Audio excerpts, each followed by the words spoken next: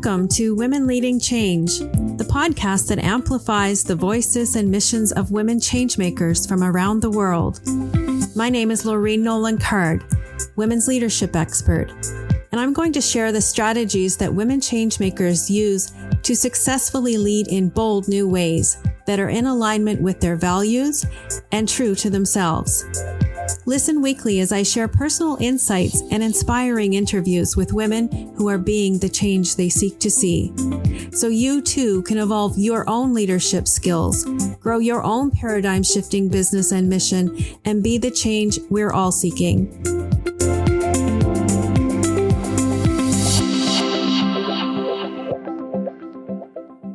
Joining me today is Jean Brannon.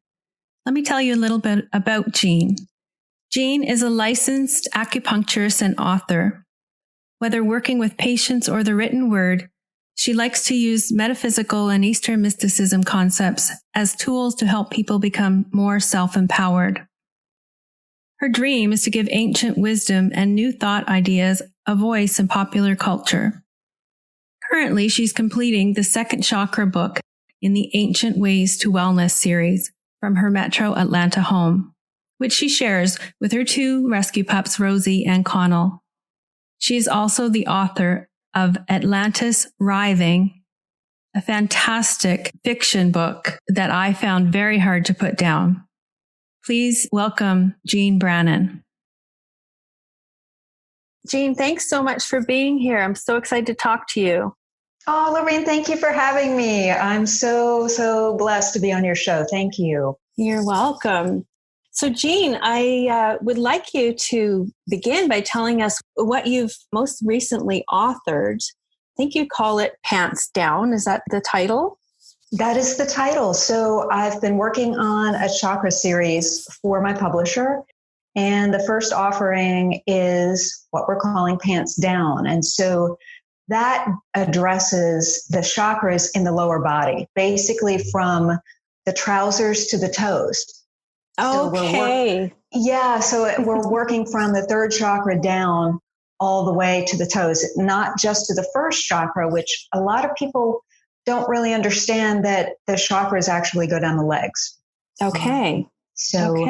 They're not as talked about. And so we thought that might be kind of an interesting spin and a way to just get people to start thinking a little bit about these other chakras that can really be helpful in terms of, working on the self and reaching self-actualization. So that's why we agreed to do that. Beautiful. And so maybe I should back up just a little bit and say, I wonder when I heard of you, how author and acupuncturist kind of go together. Well, it is kind of interesting, but basically, I don't just do acupuncture for a living. Acupuncture has become a way of life.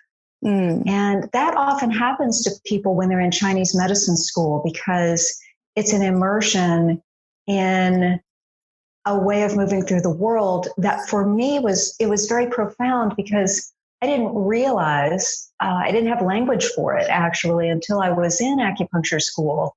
And I realized, you know what? I have been a Taoist my whole life. Taoism is basically the roots of Chinese medicine. And in essence, it's rooting in nature. So all signals, P's and Q's are basically taken from how things work in nature. And, I grew up in the country. I was always out in the woods or near rivers or just being outdoors and came to appreciate wildlife and plants. And so going to acupuncture school was a way of really immersing myself in those types of traditions, but with the idea of bringing that forward in a healership role. So that then evolved into writing about those concepts because, when I was in high school, I wanted to be a writer. And so, I always dreamed of doing that. But I have a very strong practical sense. And I thought, well, how can I make a living with that? And I decided to become a journalist. Okay. And I went to, so my undergrad degree is actually in journalism and advertising. Okay. And my initial jobs out of college were as a copywriter. So I used to use words, if I'm really honest, to sell people things. And I found out early on, just within myself, that that did not seem fulfilling. It just didn't touch my heart.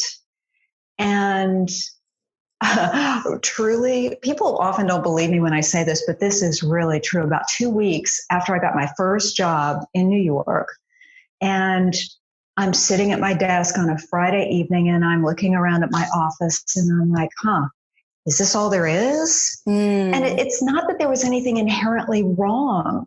It's just that it wasn't deep enough for me personally. It just didn't touch me. And I knew that as a 22-year-old. But part of my journey was I needed to collect certain experiences. I needed to understand the corporate world.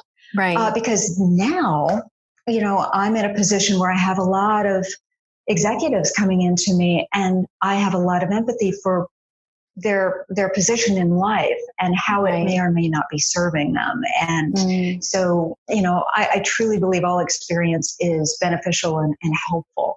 Yes. So, and I actually became exposed to acupuncture in the first place because I developed low back pain when I was in the corporate world. And a friend said, you should go see an acupuncturist because that really helped me. And so here I am in my 20s and I go and get acupuncture, and it was amazing for my particular issues. And I thought at the time, I was like, this would be a fabulous second career for me. Of course, it took me a number of years to move into that as a career, but that's kind of the evolution of my life and how basically being an author and being an acupuncturist for me have merged in this type of way that I don't see them differently at all. It just depends, because if I'm in the treatment room with somebody, a lot of times what I'm doing is committed listening or having a conversation. Yes. And writing for me a lot of times is sitting with information and thinking about how can I basically have this dialogue with readers that can uplift them and support them and empower them. So I'm doing the same thing in essence, whether I'm at my computer writing or if I'm in the treatment room with somebody. Right. Now I know that Pants Down is a look at the lower chakras in a way that's different than has been done before. And can you tell? Yes, pretty much. Yeah. Can you tell our listeners what's different about your approach in Pants Down? Well, so we are delving deeply into the shadow aspects of the spirit. And in essence, the energies are denser. Anyone that's ever worked with energies, a lot of Reiki practitioners, for instance, in my experience, like to work from the heart up. And those are lighter vibrations. And there's absolutely no right or wrong way. The Taoists actually like to say there's no one way up the mountain. Of course. So that's a fine approach. What draws me is working in these lower, denser energies, because what I have found is if we can address that, if I can actually go into a space with somebody and hold a sacred space so that that person feels comfortable in the face of perhaps a deep fear or a trauma that they've experienced. A lot of times they've never had somebody be able to be a committed listener for what perhaps they need to share in order to be able to transform that. And so I am drawn to being able to offer that space if someone wishes to go there. So in my own research about the chakras, I've always worked with grounding, with people, with earthing, with getting people out of their heads. Because what is a common thing that almost everybody in this country deals with? We're stressed. We tend to be in our heads a lot. We tend to overthink and overplan and worry. And 100% of the time, if that's happening with somebody, that person is not centered and grounded and balanced. So if I'm working with someone in the treatment room, one of the first things I'll do is I work with the breath. That's one of the best ways to help bring awareness to what's here and now, to get those energies to where they're grounded. And if we can have the energies grounded, then we have basically reconnected the energetic body, and the chakras are able to communicate. And the meridian system within Chinese medicine is more freely flowing. Mm-hmm. So that's always been of real interest to me. And so, when I was looking at, how can I present a chakra book that maybe will present information that people haven't read before, things that would be interesting to them and also really be helpful. I was really drawn to these lower chakras because in essence, this book does go into detail about the journey downward through these chakras and how the energies get denser and how the traditional stories around these chakras, more often than not, are presented around what I would probably describe as fear-based thinking. Mm-hmm. So it's a journey down through one's individual hell realms. Mm-hmm. And there are all of these levels of hell in Hindu traditions, which is what the traditional chakra systems are based on. And so I found that I just thought it was that these legends are very colorful. It's like a hero's journey. Yeah. What do we experience on our way down through our individual hell? And how can we look at that as a positive instead of a negative? Mm-hmm. And so what became important to me in framing this book was to go down each level at a time and basically take the worst of what is said about a particular chakra level and say, okay, well, if we're in fear-based thinking, this is the absolute worst. And sometimes if people can sit with what is the absolute worst, it actually empowers them to say, you know what? Well, maybe that's not so bad if I can reframe it in this way over here. Right. And so can you give an example? Well, so an example would be the calves. There's a chakra center in the calves. It's called Tala Tala. And that, in my opinion, first of all, from working on a lot of people over the years, and secondly, reading all of these legends about the Tala Tala chakra. So what's interesting about it, it's when it's not well aspected, when it's out of balance, it truly represents poverty consciousness. And so this type of thinking tends to get set up in childhood when someone grows up perhaps in an unstable environment, or perhaps the parents are not particularly well balanced. There's a lot of fear. They're obsessed with survival. And so what's demonstrated to the child in that environment is that we must strive for possessions. Mm-hmm. We need material wealth to insulate us against the possibility of, just having nothing. Right, because there's scarcity. There's all of this scarcity consciousness. And so if that's not addressed, then a person will grow up never really, really, really feeling what true abundance is. Mm-hmm. And, in the muscular system, one of the things that I've noticed over the years, and I've worked with a lot of different professional athletes, I've worked with yoga instructors, I've worked with a lot of physically active people, and I have truly come to see the calves as the redheaded stepchild of the muscle system.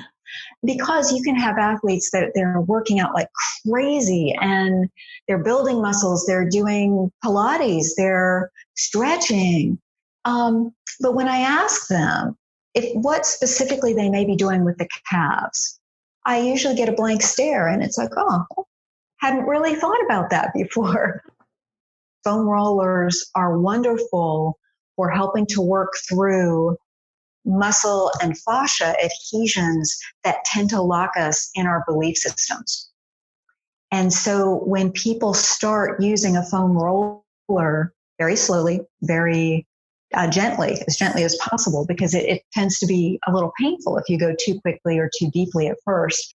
But that's a way to start working out where we've not only stored our muscle tension, but where we've stored our belief systems. Mm. So that's usually one of the things that I recommend. And that's one of the chakras that I really recommend working with, because for the most part, it's ignored. Yeah. Right. That's fascinating. So, I didn't even know there were chakras below the root. Well, they're not commonly talked about. And at least in English language texts, there's not a lot of information that's been published. What are the chakras below the root? How many are there? Well, so there are lots of different theories and lots of different opinions, because there are lots of different micro chakras that people are not necessarily acknowledging. But at every joint from the hip down, there is a chakra that is vitally important to how the energy flows. And the last chakra in the body, but see, there are also chakras that extend beyond the body. Right. Yeah. If we think about the lowest chakra at the very base of the foot, it's called Patala. Yes. And that's not the end of the line, however. I mean, for years, when I've worked with people with their breath and helping them to ground and center themselves, I've worked a lot with what we call the Earth Star chakra, which is below the feet. It extends out below us. There are just many, many chakras. And I think in a way, it keeps it simple if we just talk about, the root to the crown, the 7 best known or most popular chakras. Right. Mm-hmm. But for purposes of self-transformation, I feel that these lower chakras can offer an opportunity for anybody that wants to move forward on their path. Let's say that they feel stuck, or they feel like things just aren't unfolding in life the way that they wish that it would. A lot of times, by delving into whatever this person's version is of their own personal hell, a lot of times that can bring up tools that they can then use on a daily basis to move through these things and experience their own sense of metamorphosis. And that's really my intention, is to just help people find what they need for themselves to be uplifted and supported and empowered. That's really the intention behind Pants Down. Wow. When we talk about shadow work, I know that a lot of people are doing work mentally and emotionally around the shadow. It sounds like you're connecting that to the physicality of it as held by the body and the energy in the body. So some of the shadow work that I can think of that people often address is, stuckness, not being worthy, not being good enough. There's a lot of that I find in the psyche of women today. What else is there, Jean? What else, might someone be experiencing in their outer world if they're holding energy in the lower chakras that you address? So in essence, what it boils down to for me is someone standing in his or her own power or not? And to me, that needs to be the first question, because if someone is not standing in his or her own power, then we can throw any number of tools. This is what I've seen in the treatment room over and over and over again. And it's what my work with these lower chakras has taught me. If we don't address the power issue, then that person is basically not capable of having a foundation upon which they can build healthy beliefs and healthy relationships and healthy self-care. So that's why I feel it is so important to start with the power issue. More often than not, if people are not self-empowered, what's happening is they're looking to other people, they're looking to external circumstances, they're looking to a job, to another relationship. They're looking somewhere externally to fulfill something that can never be fulfilled from the outside. Right. And so that can manifest in any number of things. People in my practice, I'm seeing a lot of people with anxiety. I'm seeing a lot of people with intense pain. So I get a lot of people that come in with what's been diagnosed as fibromyalgia. I get people with rheumatoid arthritis. I get people with debilitating chronic fatigue, Epstein-Barr. There are a lot of ways that not being in one's power can manifest in the body. Lyme's disease is another example of that.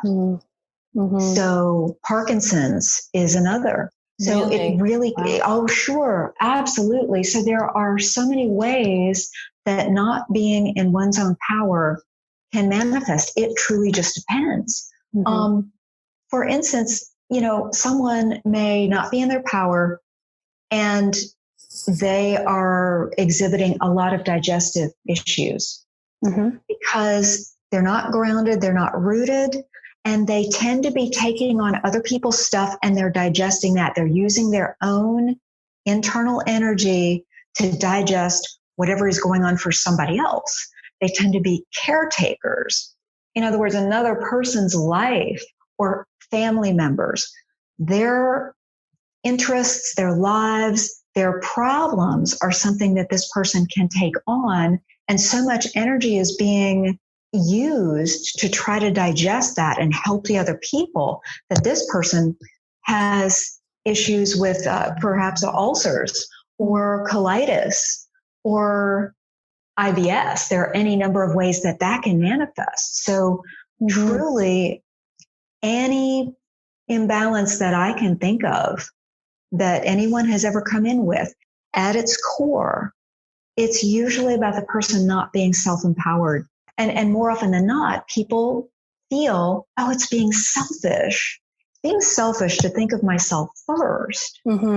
Right. But one of the things that I will say is, well, like when you get on an airplane and, they show you and they're going through the whole demonstration of the flight. And if something is going to happen, what is the mother supposed to do? The mother is supposed to put on her oxygen mask first before putting on the child's. Now, the instinct is to affix the child's mask.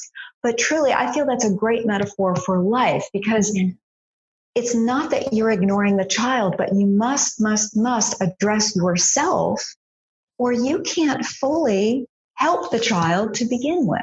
Yes. There's so much expectation and external expectations placed on people, especially women, frankly, who are expected to be everything for everyone. Yes. Mother, worker, we work as if we're not mothers and we mother as if we don't have a full-time job. It's just unsustainable. Yes, it is. So are there any particular issues that arise in the lower chakras for women that you've seen in your practice and in your research?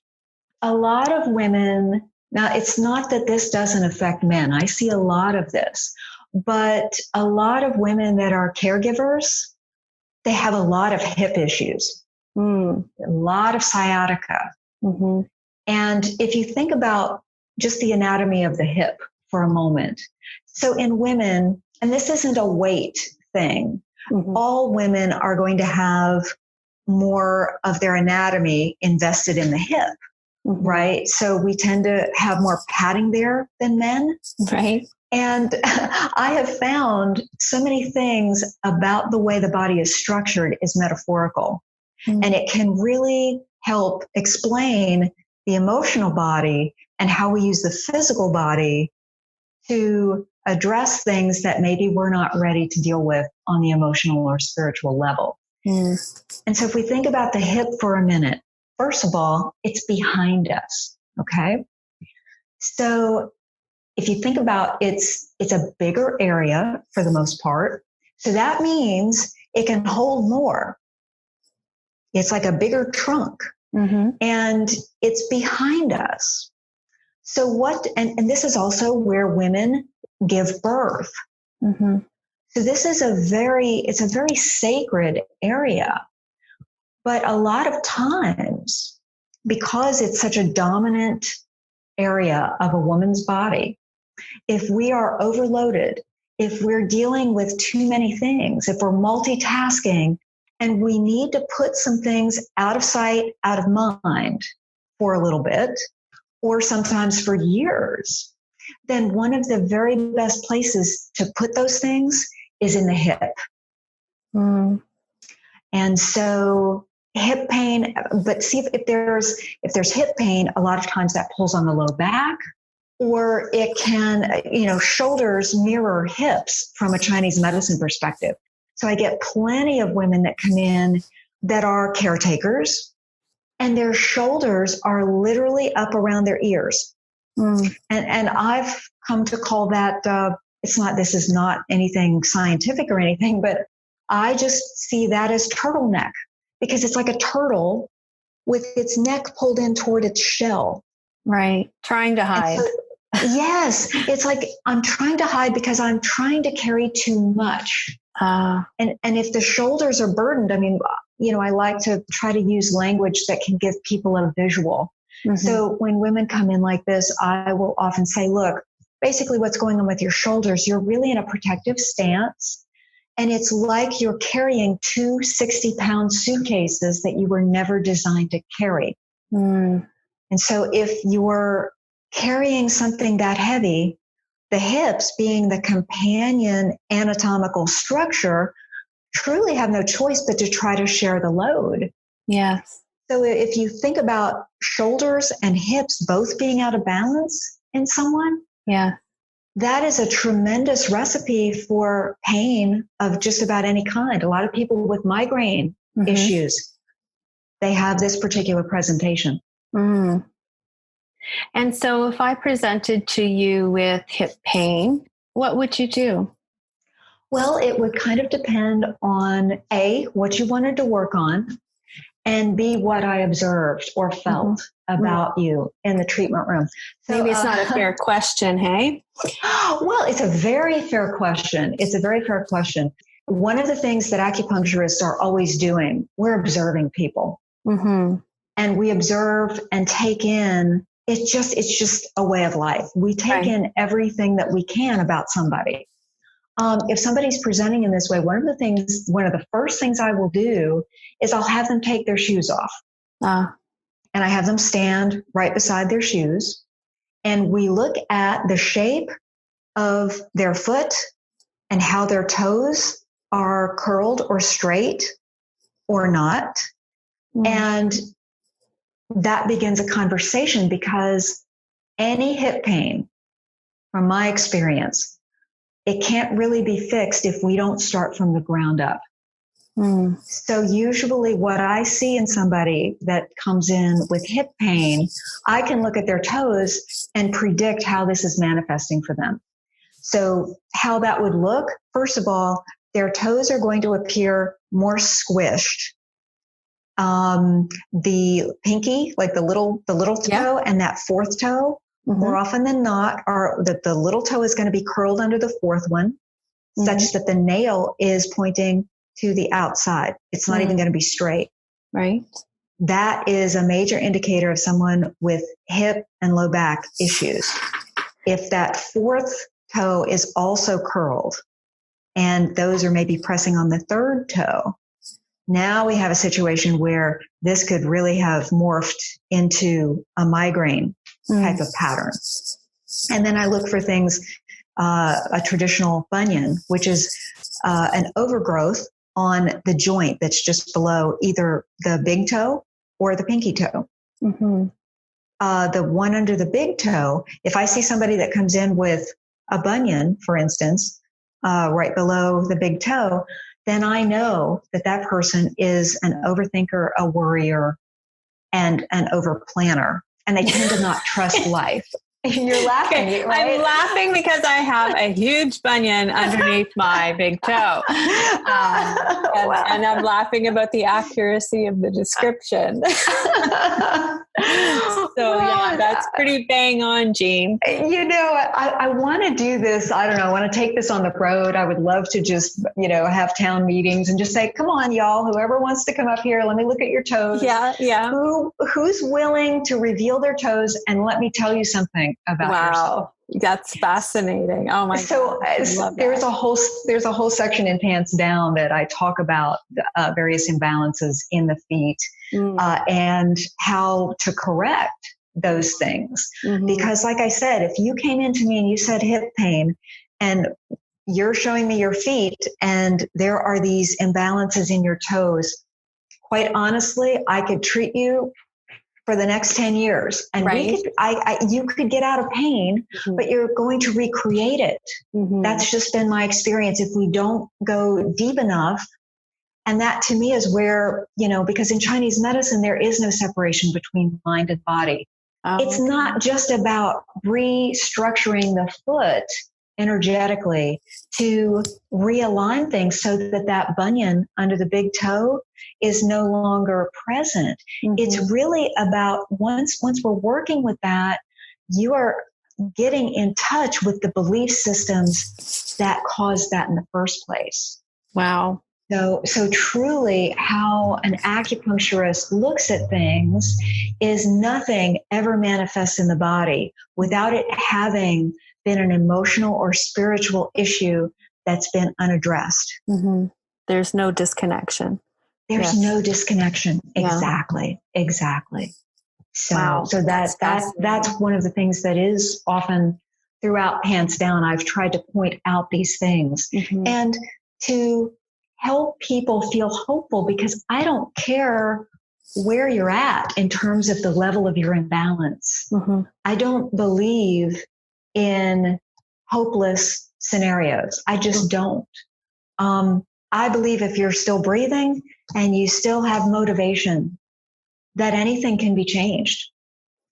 And so one of the freeing things for me about being an acupuncturist is that within my scope of practice, do you realize in Chinese medicine, there is no word for cancer. Wow. There is no word for stroke. There is no word for heart attack.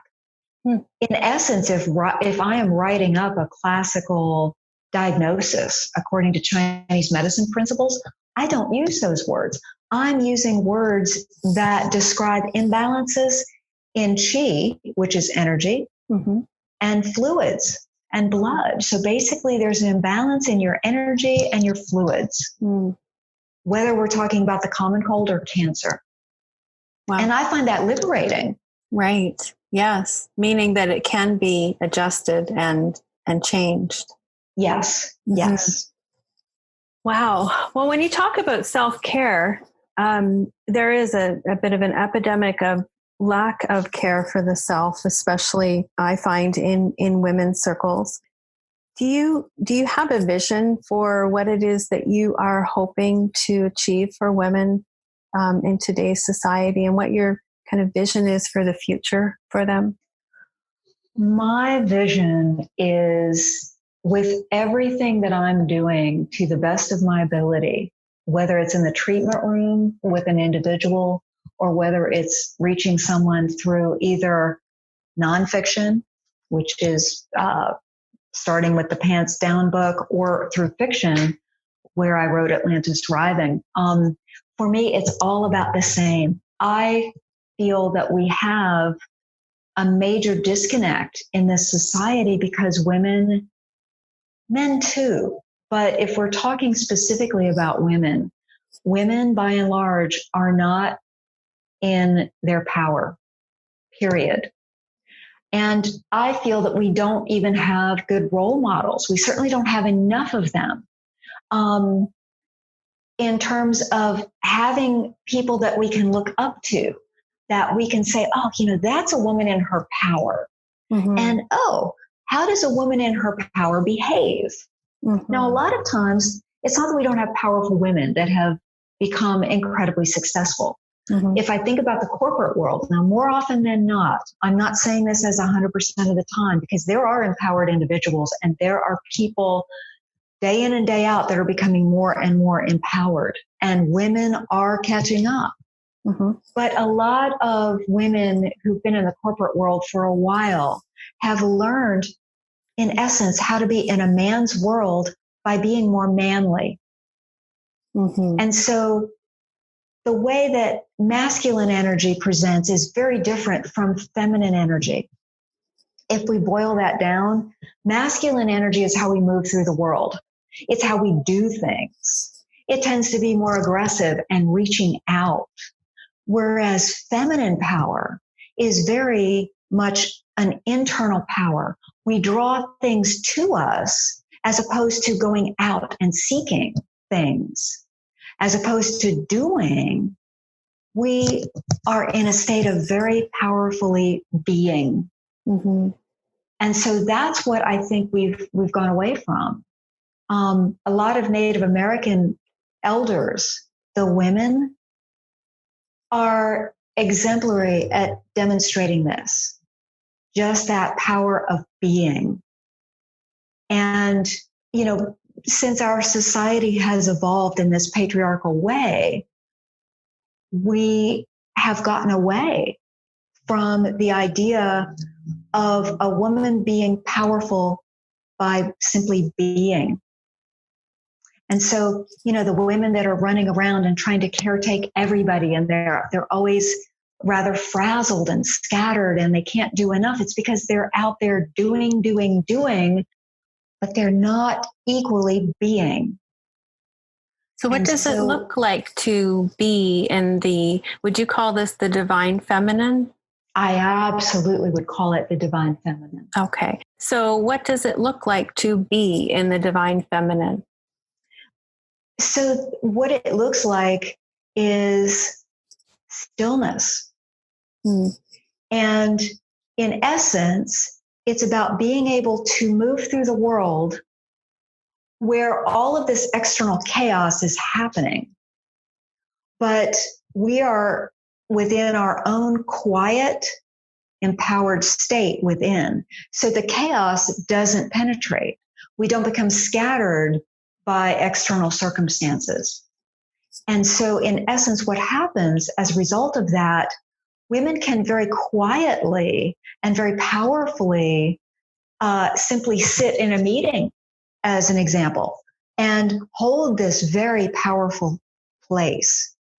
And then when it's time to offer a word of advice, it's not about coming forth with a 14-page description of something.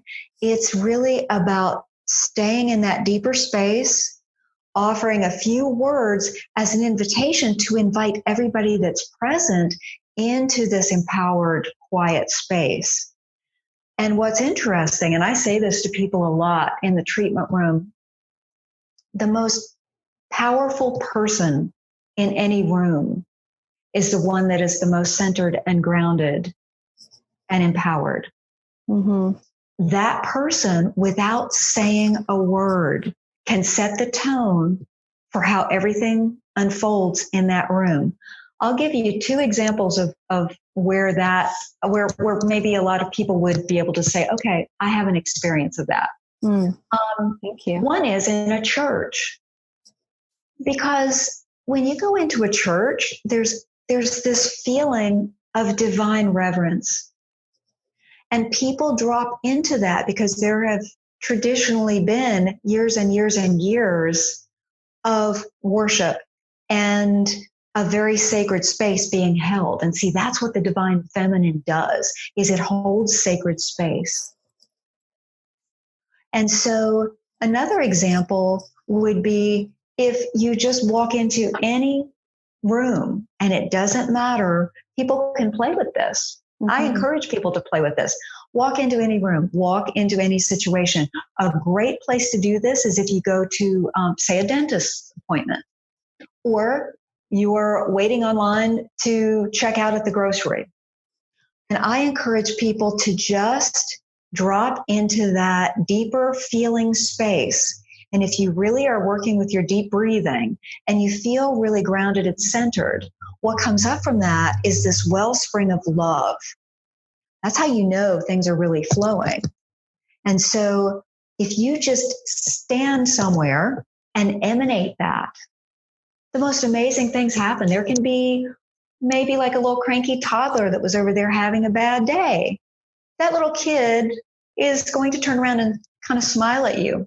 Children tend to be much more in tune with energy. Mm-hmm. That is the type of thing where that can be feedback for a person. Mm-hmm. You know, how are children responding to you? Do you notice that all of a sudden, maybe there was a lot of talking and now it got quiet? You know, maybe it seemed like the person working at the reception desk at the dentist's office was having a bad day. But you know what? Maybe then she smiled at you when you were just holding this space. Mm-hmm. So these are very powerful ways that people can start checking in with themselves and seeing if I can stay in my centered place, how does that not only make me feel, but how can I affect the outer world? We each can have a very, very powerful effect on the outer world. And I think that's how we start building an empowered society, as opposed to everyone becoming influenced by fear-based thinking. Mm-hmm. What if we're all committed to just dropping into our own power? Mm-hmm. So instead of being in fear-based, we drop into our own knowing. And I guess to be to advocate the opposite, I might say, okay, that's great. But when I've got to run around and pick up my kids and they go to school and my boss is on my ass all day long. And then I've got to make sure that I meet my deadlines and I've got to pick up my kids. And then I go home and my husband's cranky or my dog is sick. And, how do I, from a practical point of view, knowing you have a bit of a practical bent as well, how do I align with that deeper knowing and standing in my inner power when life seems so chaotic? Well, and the truth is life externally is chaotic. There's no question that people at large are experiencing chaos. Where should I start, Jean? Have you ever studied any of the Abraham Hicks teachings? Yes. Law of attraction. Okay. Yeah. I'm a big fan of what Abraham has to say. And so I believe I would answer this question in the way that Abraham would. I feel this is about cultivating an inner state of calm, much the way that you would cultivate, for instance, beautiful biceps. Let's say you want to have beautiful bicep muscles. Mm-hmm. You know what? You just don't go to the gym and work out for 15 minutes on one day and come home with these guns on your arms, know? Right. It doesn't work that way. What works is being committed to going to the gym over and over and over again. And so what I believe works vibrationally is we need to overcome our past conditioning, because you can't keep doing the same thing and expect a different outcome. Yeah. And from my experience, and one of the things that I've heard Abraham talk about a number of times is starting out first thing in the morning. Set your intention firmly. Even if you need to set your alarm clock 10 minutes early before you're going to start your day. Some people start their day and they hit the ground running. Mm-hmm. They don't give any thought to how they want the day to unfold. Yeah. And so what I would say is find a way to start your day with 10 minutes of conscious intention where you center yourself, you ground yourself, you become aware of what it feels like to just be grateful for so many things that are in your life. If you can start your day with 10 minutes of that, then you have set the stage, not for a grumpy husband or screaming kids or lots of traffic or a boss that is maybe extremely difficult to please on a given day, what you've done is you've set the stage to draw to you from that feminine place of true empowerment. Because remember, feminine power is not about going out there and aggressively seeking. It is about aggressively dropping down into the self, into this quiet, super chill, just really relaxed space, and insisting on staying there no matter what is going on externally. So if you can give yourself a head start where you really, from the moment you wake up, okay, I've got 10 minutes to myself. This also encourages a pattern of self-care, because women especially tend to be the caretakers and they don't fill their own well first. Mm-hmm. But you know what? You can't give to anybody else from a well that is dry. Mm-hmm. So starting this first thing in the morning, and at any given point, if something seems to be upsetting, let's say you spill your coffee on your phone and you don't have a screen protector or whatever, and now you're really worried. Mm-hmm. Well, that's not going to help the situation. Mm-hmm. So the idea, as much as possible, is to just look at that situation. All right, what can I do in this moment? Let me just make sure I get all the coffee up of this. Let me make sure, okay, you know what? Let me just try. You know what? Look, the phone is still working. Okay, we're not going to feed that with worry. Mm-hmm. We're just going to be grateful. Okay, so here was a circumstance that could have spiraled out of control. Mm-hmm. You could have really gotten majorly upset that your expensive phone may have been compromised. Right. But if you pull it back and just say, wait a minute, okay, I'm coming back into my divine feminine. I'm going to just breathe while I do what I can from this centered place, and let's reevaluate. Mm-hmm. Okay, things aren't that bad. Okay, this phone still works. And now you can go into gratitude mode, which I find if you can get to gratitude, even if it's in a situation that could have spun you out of control into having a bad day, if you can get back to gratitude, it's like the quicker you can pull yourself back into gratitude, that's going to just be a little blip on the screen, and you can move forward still having a more positive day. Mm-hmm. Right. And so, I try throughout Pants Down to frame things like that for people. When I talk about the affirmations or guided meditations that are in that book, I'm trying to give people positive images to focus on, because truly the more we focus on the positive, then our life unfolds with the glass half full as opposed to the glass being half empty. Mm-hmm. I happen to live, for instance, in an area with a lot of traffic. There are a lot of people that just don't like driving around Atlanta, but I approach it every single day as if I'm in a video game. Now, people probably will think I'm nuts, but I can guarantee you I'm the only person driving around in Atlanta. If people are looking at me, they're probably wondering, what is that lady laughing about? But the way I look at it, first of all, I want to have a good day. Yeah. When I'm commuting to work, I want to get there in a good frame of mind. So how do I make the traffic work for me? Well, I believe that there are two laws that I need to look at. First is life is ridiculous, right? It's just ridiculous. I think most of us would agree with that. Yeah. Secondly, it is what it is.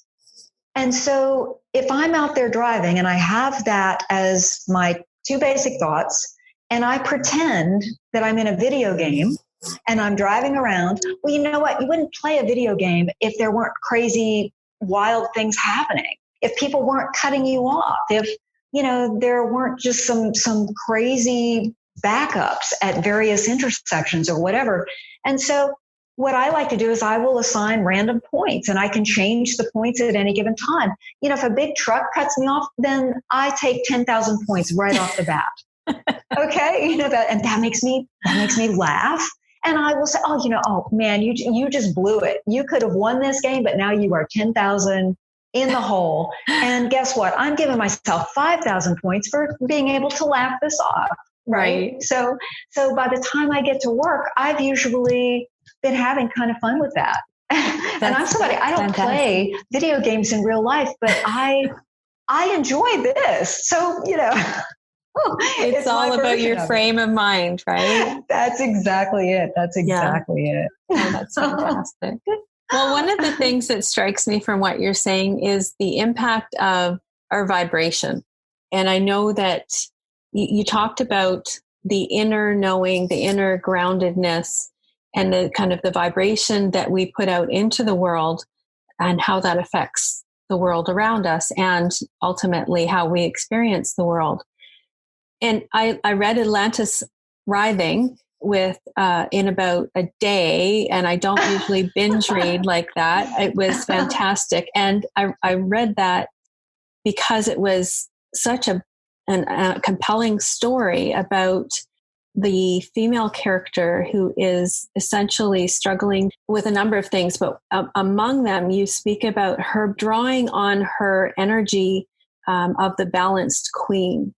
And I was wondering if you could tell us a bit more. I think that you probably have a vision for what a balanced queen looks and acts like and what her world is like. So in Atlantis Writhing, and that's the fiction. Yes, that's for those fiction. Who haven't read it yet. Yeah. So what's really interesting, there is a connection between Atlantis Writhing and Pants Down in that, in essence, how the characters are being in Atlantis Writhing, the energies that they are using to deal with a chaotic world, they are in the being state making that happening. And so in Pants Down, that is basically an instruction manual on how to do that, how to do the being state. Wow. That's so that they are truly very connected. Mm-hmm. In Atlantis Writhing, I do talk a lot about the balanced queen because I feel that is what the divine feminine has forgotten. So the main character is struggling with remembering who she is. Mm-hmm.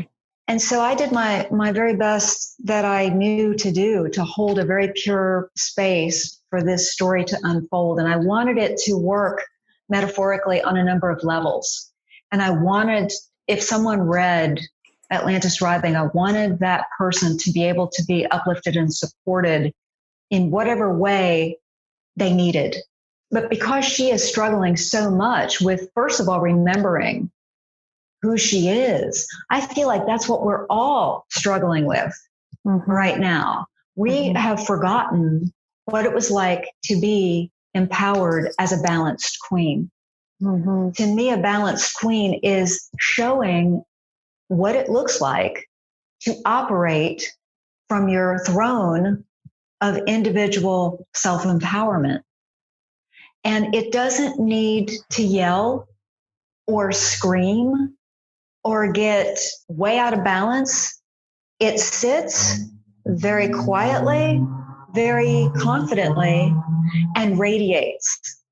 And if someone moves through the world radiating out this type of power, it's something that people feel, whether or not someone believes in the principles of energy. I can guarantee you the principles of energy are happening all the time, day in and day out. And if you have somebody that's a balanced queen walking into a room, people feel that. Nothing has to be said. She doesn't have to have a crown on her head. And so in Atlantis Writhing, you will see a progression where Alicia just keeps unfolding, pulling off layers, and standing more and more in the balanced queen state. Even though things around her get more and more chaotic. Yes, exactly. Exactly. And at the end of the book, it's interesting because there is actually a standoff that's taking place energetically. Right. And the more external control is taken from her, the deeper she sinks into this balanced queen state. And so that's what I want to show, because at the end of this book, she is not in fear of this chaos. She is not off her center at all. Even though she's essentially alone. she's essentially alone and disconnected from everything that could help her. Yes, exactly. All on her, right?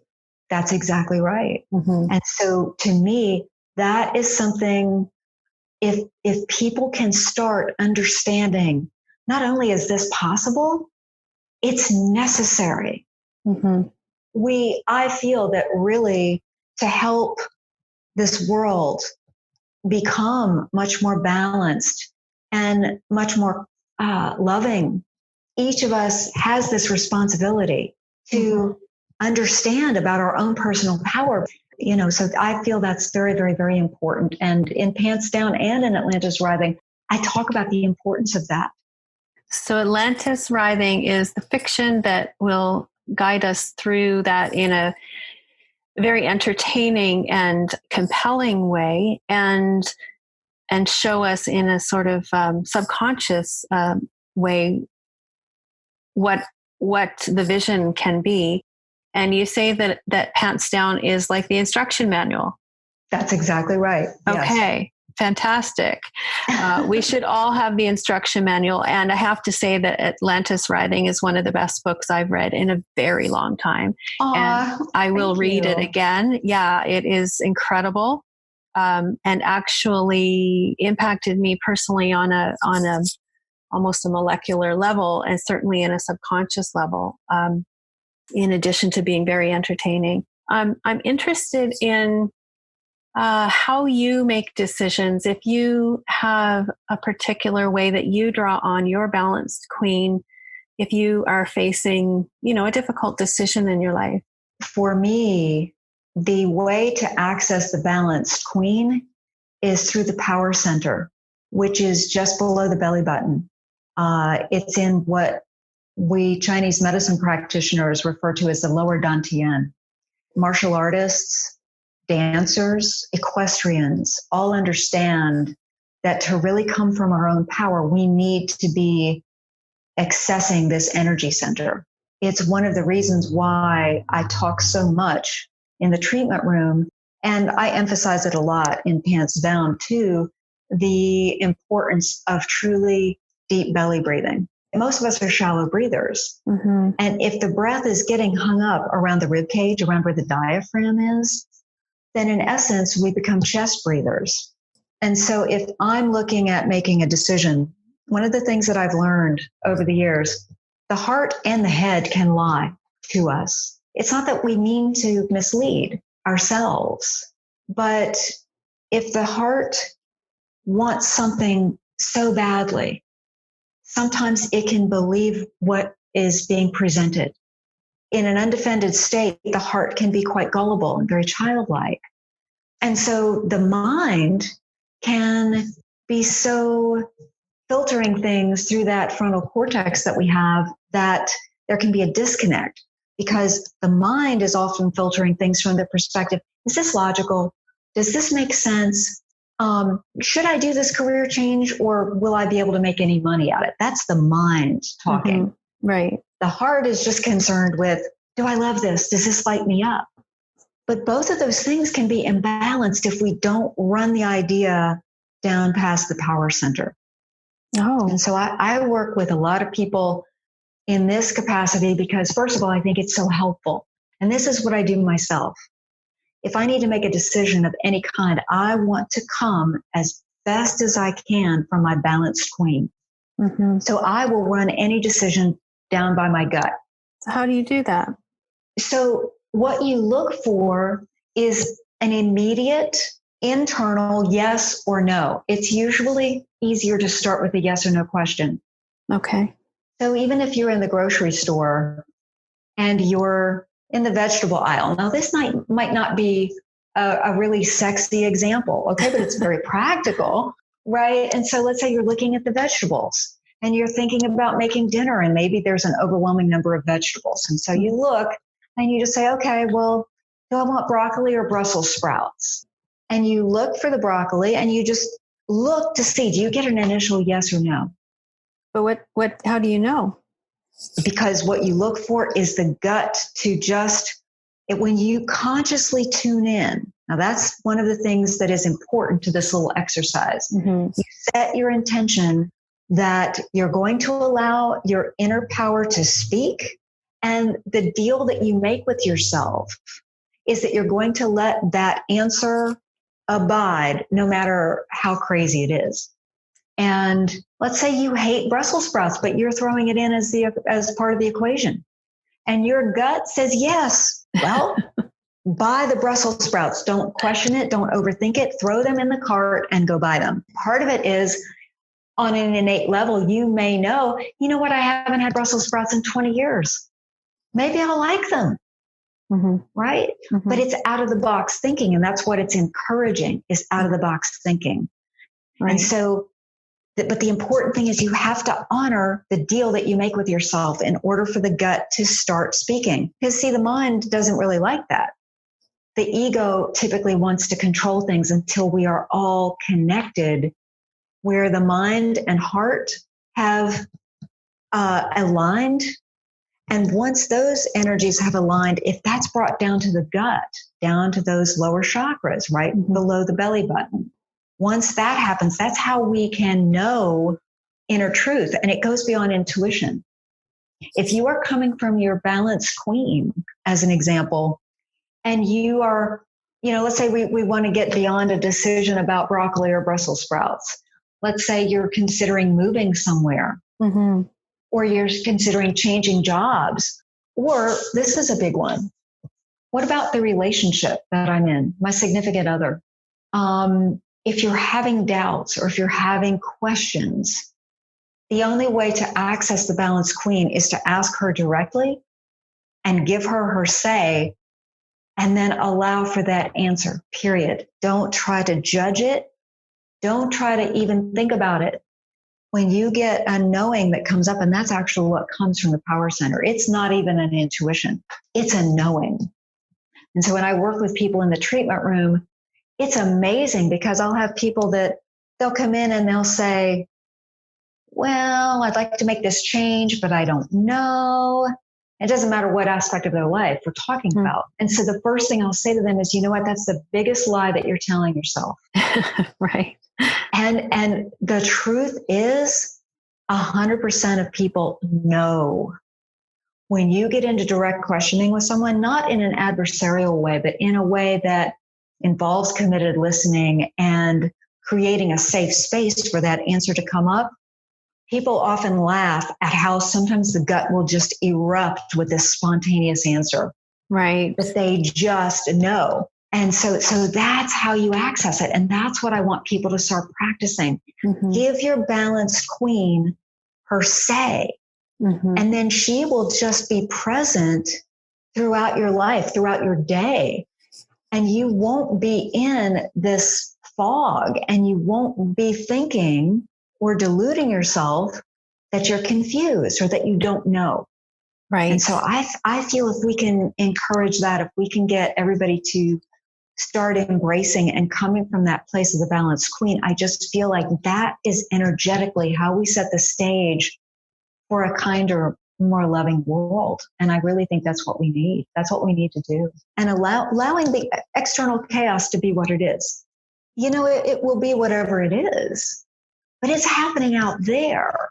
And the only way we can really have a positive effect on that external chaos is not by joining the chaos party. Okay, there are so many people that are, card-carrying members of the chaos party, but that's not helping. The thing that helps that is to retreat within and get to that centered, calm place. Because if each of us does that, each of us can then have a very, very powerful effect on that collective consciousness out there where the chaos is. Yes. Yes. I hope and I pray that we can do that. What do you do kind of regularly for yourself to sustain yourself in that practice and to sustain your work in the world? Well, so anybody that comes to see me for treatments or anybody that knows me personally, everything that you read in Pants Down, I practice it diligently. I really do my best to practice what I preach. and to do it daily.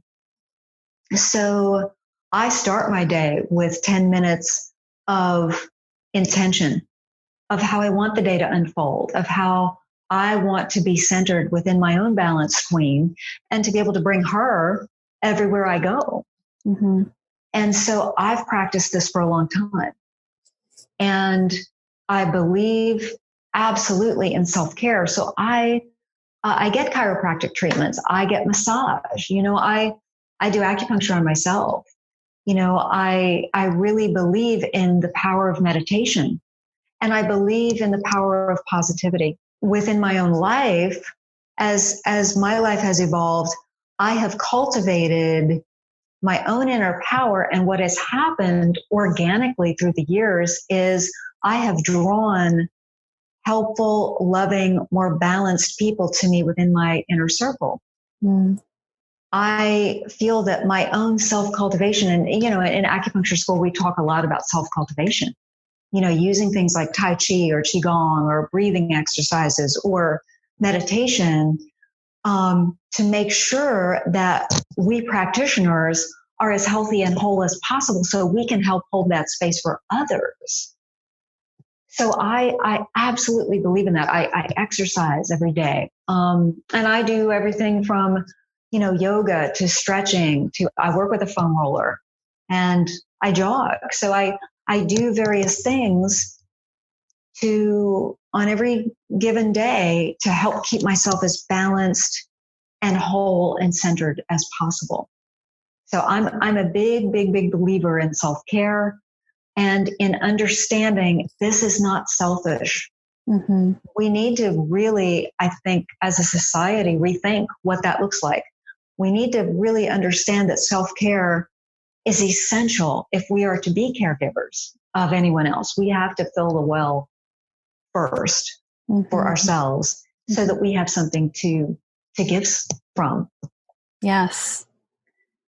And speaking of giving, how can we support you, Jean? How can our listeners support you, either financially or otherwise? You and your work. So I believe that a huge payoff for me would be just becoming aware of how many people are starting to walk this path of being more empowered and centered and grounded and embracing a balanced queen. I would just thoroughly love it if people would, check out my website, jeanbrannon.com, send me an email. If you like the work that I do, leave a review on Amazon or Goodreads or one of those other platforms, just because what's really, really, really important to me is helping to shift the energies in this world. The collective energies, right? The collective energies. I don't believe anything happens for a reason. And, without a reason. Without a reason. Yes. Yeah. I don't believe that ever happens. And so it's just so meaningful to me I just truly believe I'm here to help anchor this type of energy in. And that's one of the reasons why I'm doing my best through fiction and nonfiction to help provide opportunities for people to see this is possible. It's not only possible, it's necessary. Yes. So, but for me personally, I would just love to hear that people are starting to embark on this path. So somebody drop me a note. I'd love to hear about it. Yeah. And we can get your books on Amazon.com or .ca. Yes. And is the chakra book available on that platform as well? It totally is. I mean, even if you go to the publisher's website, so absolutelovepublishing.com, and you can look for me on their website, and all of the links to all of the various vendors are listed. So if you looked up Hands Down or if you looked up Atlantis Rising, you could just click on a button that's on their website and it will take you to Amazon, for instance, if you want to purchase via Amazon. Super. So yeah. And I think both of your books are available in digital format, right? Yes, they are. Fantastic. You can read them anywhere. Which is important if you're reading Atlantis Writhing and you need to read it you want to read it in 24 hours without stopping. You can give people tips on how to do that. Yes. It's so good. Yeah. Oh, thank you. Thank you so much. Well, I look forward to hearing more. And both of those books are trilogies. I know that they're both the first of three.